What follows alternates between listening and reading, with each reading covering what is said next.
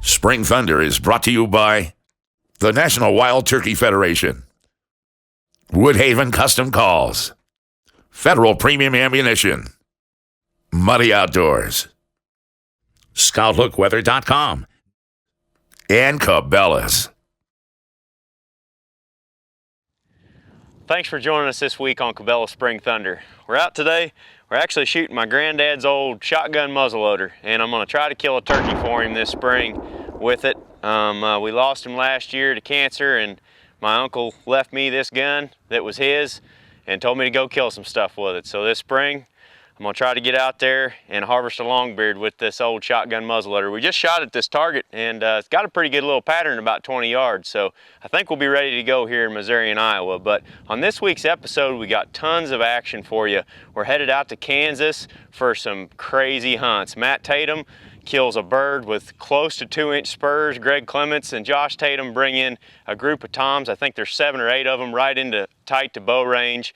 And then Derik Jones stalks a turkey with a bow and arrow. It's pretty crazy stuff, and I think you'll enjoy it. So let's get right to the action. Is he gonna cross? Is he gonna work his road? He's gonna work the road, but let's go down to the next ditch. So you think he's up there on the hill? He's up on the hill. That's where it sounds. We'll get on one side of the road or the other, right, and just try to. Let's see where we just throw the decoy right in the road. You think? Oh yeah.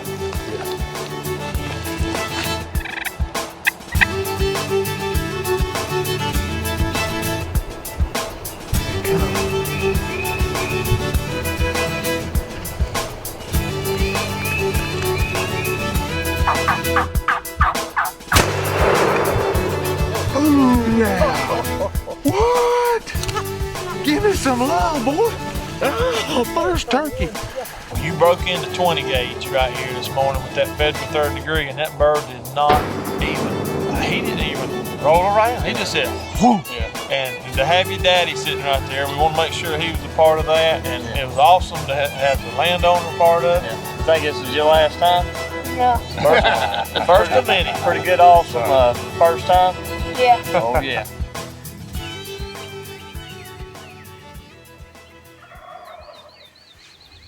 Well, it's April 7th. It's our first time out here for spring turkey season. Still the archery season here in Kansas. Set up on a group of birds not too far. They're just roosted in this kind of thicket right across from us. So we think they're on the ground now. We kind of heard them fly down. So hopefully they'll work their way out into this bean field.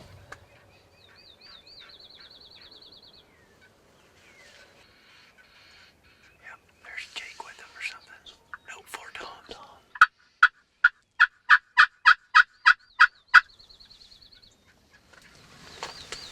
There's a big tom right there. Where? Oh, yeah, by himself. It doesn't matter. He's got a full tail fan. I know. He's a long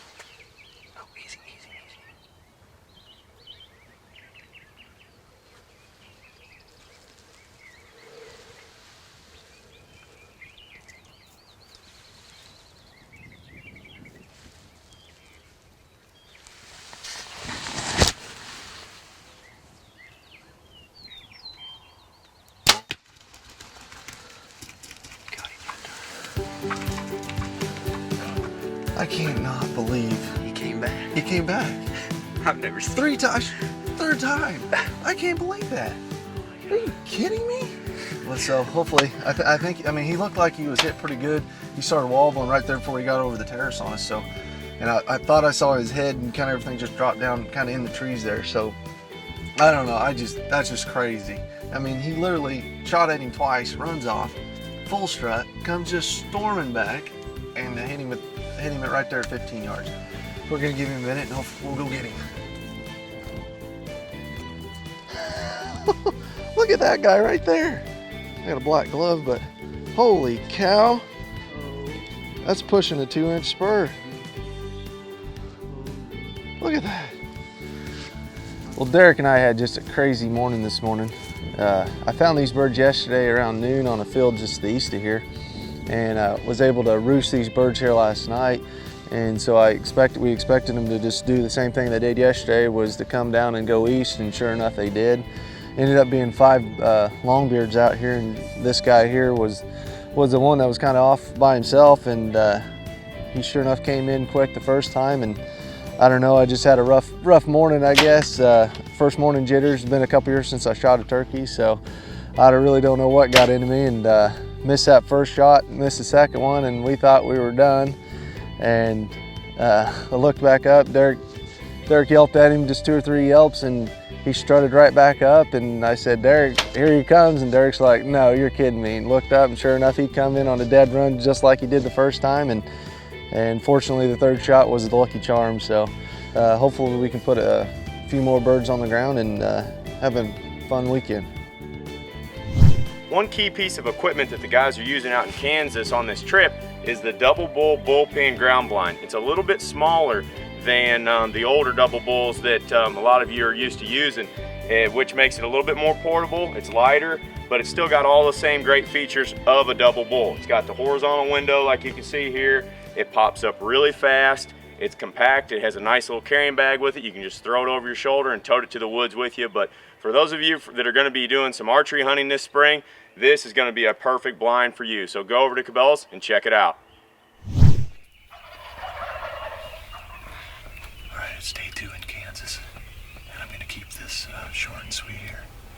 As you can tell, we are surrounded by gobblers on about all sides, and we're sitting on a little inlet bean field where all these turkeys came down yesterday, strutted around Cabela all morning long. After they left, Josh and I came in here and put up this ground blind for this morning. We snuck in at about 5 o'clock, and it should be a real exciting hunt. It sounds like there's at least 7 or 8 gobblers above us here, so unbelievable. This should be a crazy morning.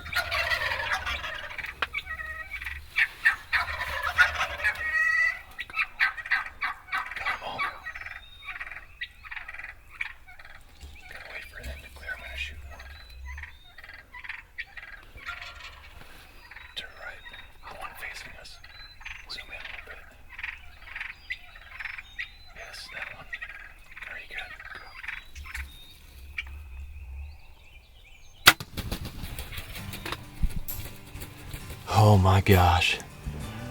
That's the craziest turkey hunt I've ever been on. There was what, seven or eight longbeards right into decoys, but as soon as the hens got down on the ground, I said they're gonna make us or break us, and sure enough, they made a beeline for the decoys, got up in the Avian X hen's face. Josh and I were trying to figure out which one to shoot. Finally, I got one that was clear from all the other birds. I put him down maybe 25 yards away. I mean, that was just an insane hunt. Unbelievable. So we knew yesterday after watching these birds staying with the hens all day that we were going to need to get in tight, close to the roost to be able to have a good chance of getting on them, because basically whatever the hens do, the toms would do. And they came out yesterday and saw our decoys, and we called at them, got them to gobble, but of course they wouldn't come in when they're with the hens. So we knew we had to get in close, and in order to do that, we set up the blind here yesterday after the morning hunt, after the birds had left. And knowing that we'd need to get in here early this morning, we got up at about 3:30. We were settled in the blind by about 5 a.m., which is about an hour and a half before legal shooting time. And it worked to perfection. You know, it was dead calm this morning, so Josh and I just snuck in, you know, slowly, got everything set in the blind, got the decoys put out, and you know, they were none the wiser. So it just goes to show you can get in real close to the birds on the roost if you get in early enough. And we had birds that were roosted probably within 50 yards were the closest, and then they were all around us. You know, everything was within probably 100 yards. So hopefully that gives you a feel for how close you can actually get in on birds in the roost. Derik and Josh are up to bat, so hopefully we'll have a couple more exciting hunts for you here in Kansas. Well, we just got the trucks parked, and these two longbeards are out in this wheat field with a couple of hens. Got the strutting decoy. These cedars go out into the field a little bit, so we think this is going to be a good screen where we can sneak through, get this strutter set out, and see what happens. I'm just going to sit here, see if I can glass them out there.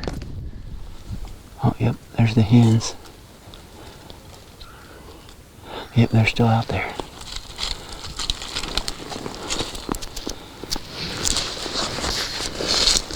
I think we're gonna set up behind the cedar, keep it in between us, and just set that strutter where they can see it.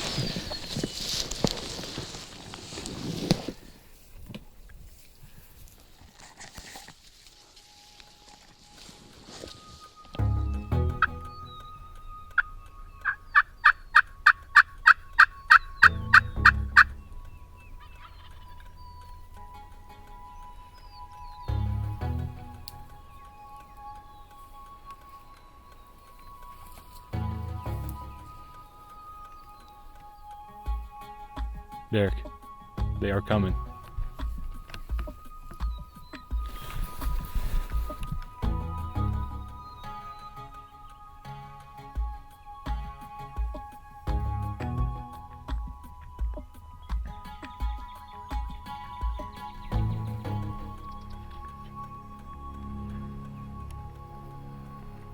Here they come.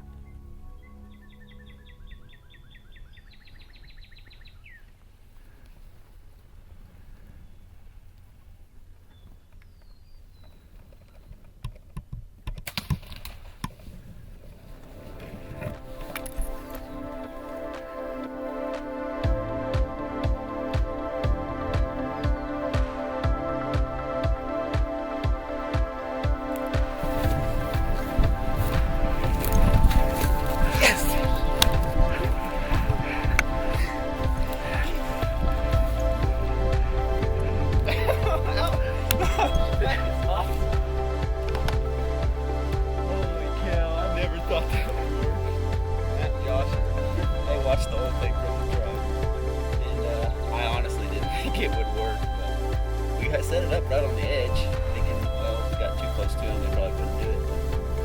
Greg mentioned something, what if we just pushed it out there and just drew behind the fan? This big DSD strutter, I mean, it's big, and I'm a small guy, so that probably helped, and I got drawn. They came perfect right around the fan, and get probably 6 or 7 yards. I'm excited. We're going to check him out.